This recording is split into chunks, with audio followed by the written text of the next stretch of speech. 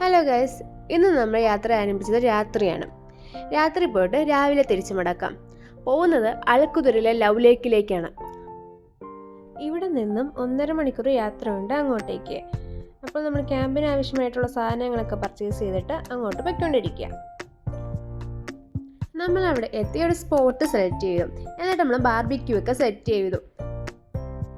മൊത്തത്തിൽ silent atmosphere, ഒരു തിരക്കും കാര്യങ്ങളും ഒന്നുമില്ലാതെ നല്ല സൈലൻറ്റും, അതുപോലെ തന്നെ തണുപ്പ് തുടങ്ങിയതുകൊണ്ട് നല്ല തണുപ്പും ഉണ്ടായിരുന്നു.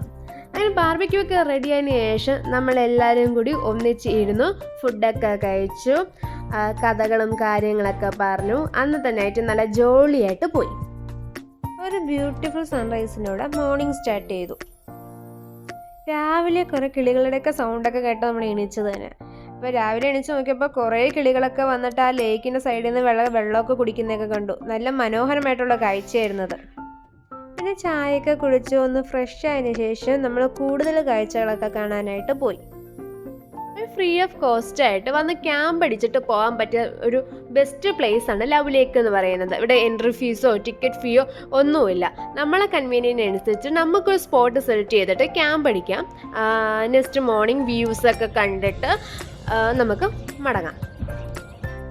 ലവ് ലേക്ക് എന്നുള്ള പേര് വരാൻ തന്നെ കാരണം ഈ ലേക്കിൻ്റെ സ്ട്രക്ചർ കറക്റ്റ് ലവ് ഷേപ്പിലാണ്. അങ്ങനെ അവിടത്തേക്ക് കാഴ്ച കണ്ട് നമ്മൾ തിരിച്ച് ഇനി റൂമിലേക്ക് പോവാണ്. Okay guys, bye, see you in the next video.